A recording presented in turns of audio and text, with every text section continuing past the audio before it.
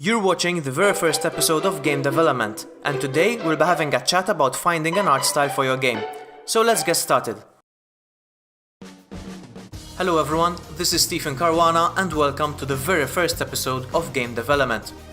Every week I get to pick the brains of some talented people from the game dev industry, and joining us this week is Tino from Sesabot Studio. Hi Tino. Hello. Thanks for having me on the show, on the first one, I believe.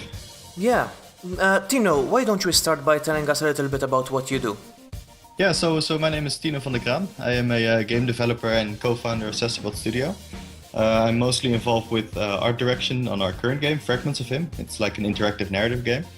And I met Steven at Gamescom, and he asked me to be on this first episode, so I'm honored. Thanks. So tell us, how long have you been developing games? How long have I been developing games? Well, actually, full-time now about 1.5 years, and before that I followed a 4-year course in the Netherlands at the NHTV, and the course was labeled Indie Game Development. So it was focused on making games by yourself and also supporting the business aspects of development. I see, so it's around 5 and a few odd months that you've been doing this. Yeah. Throughout this period, did you find a process which you use to find the right art style for a game, the art style which fits that particular game? Or do you have a fixed process? I mean, is it something different for every game? Well, when you start off, you think you can pick a style and run with it and expect everything to go well. So at the start, what I can recommend people doing when searching for an art style is just make a whole lot of mistakes pretty fast. Don't really think about the consequences too much. It's when you're starting out, it's really important to learn things, and you learn things by doing things wrong. So try a lot of different things, see what works, remember those, and learn from the lessons when making mistakes. But nowadays, when I think of art styles, you have to keep a lot of things in mind, like who is the audience that might play this game? What are the what are the specialties of the people that you're working with in terms of art style? What kind of specialties can you lean on? And what inspires you as a team and also as a person for a particular art style? And what fits with the game? If you have a certain theme that you want to build a game around, you can use that to also use as inspiration for an art style. So it's kind of you're advocating maybe trial and error, kind of prototyping even in the art aspect, not just as reflecting how you prototype in game mechanics. Just try stuff out and see how it works. Yeah, definitely. If you have like a concept on the table of all right, this is going to be a game that takes place in a hospital, and for example you have 2 players and you have to solve puzzles. I don't know, just a silly concept. I mean, you start looking around for inspiration about hospitals, like are you going for old hospitals or new types of hospitals? What kind of themes do you see emerging, like in terms of shape and visual design that relates to hospitals or puzzles themselves? But you can also just draw inspiration from things that have nothing to do with the theme whatsoever. So you could maybe like construct a hospital with a particular shape, let's say a hexagon. So you have a hospital that's set in the future that is made completely out of hexagons. And you can perhaps like pick a very strange location, let's say the North Pole. So you have a futuristic hospital on the North Pole that's only formed out of hexagons in terms of the reoccurring theme and shape of the environment.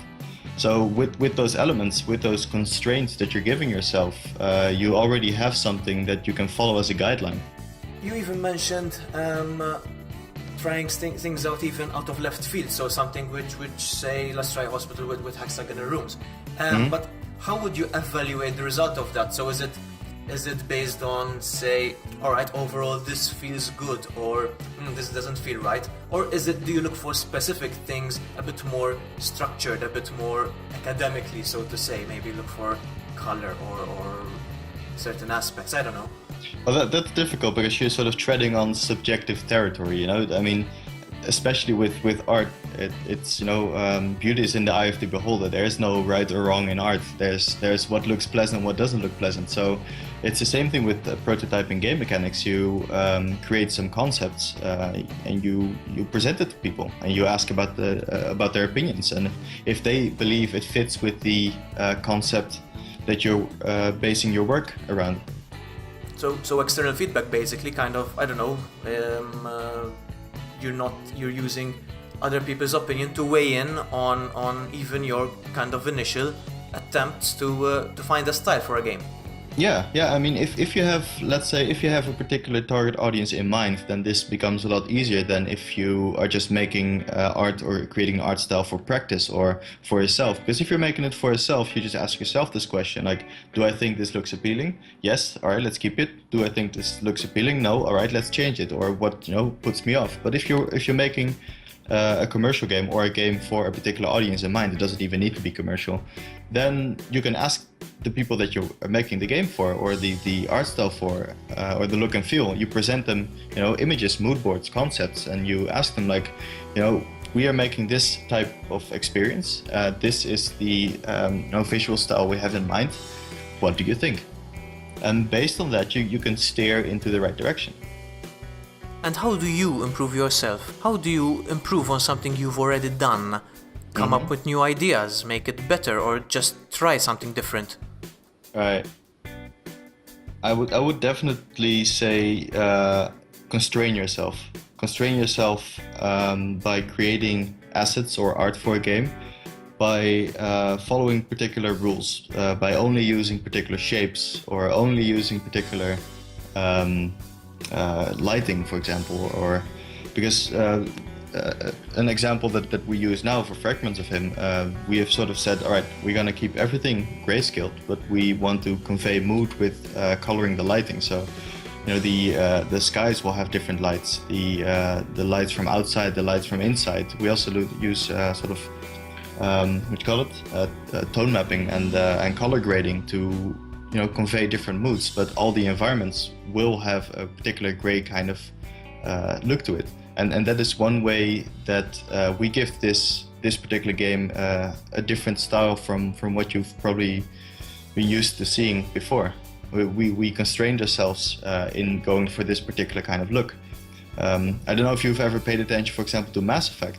Mass Effect, throughout the entire trilogy, I believe it is, they try to incorporate an arc into everything. Like, there's an arc in that ship they fly around, there's an arc in the logo, there are arcs in the armors that they use, there are arcs in the interior of the ship, there are arcs in the weapons that they use.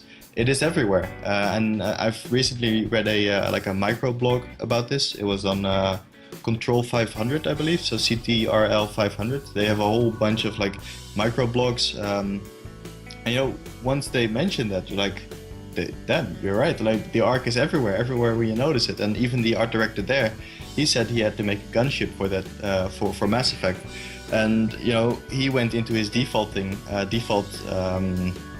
way of creating arts or content, and he made this very awesome looking gunship, but it didn't fit with the game because there wasn't any arc in it. It was very hard shapes and surfaces in it. So to answer your question, how can you train yourself in this particular aspect, not on a technical level, but more on a conceptual level, is constrain yourself.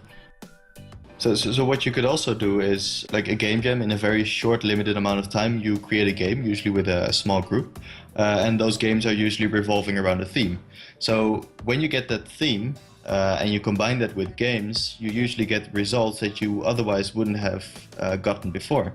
And what you can do, if you are doing a game jam, you can also, out of a library of inspirational pictures, you could just pick a random image and use that to base your art style around. So Tino, what should we look out for from Sasabot Studio and yourself over the coming weeks? And where can we follow you? Alright, yeah, like we talked before the intro, I'd really like to see you again at Gamescom, if we get to go there as well and see what you've been working on, and just continue the conversation there. I'm also open to conversations from others, so if you want to hit me up, you can look me up on Twitter. The tag is TinoVDK. So Tino and then my last name, Van der Kraan, VDK. Yeah, and in the meantime, I work on this interactive narrative game called Fragments of Him, so you can look that up, or look at the other games that we've made on sessiobot.com. And that's about it. Thanks.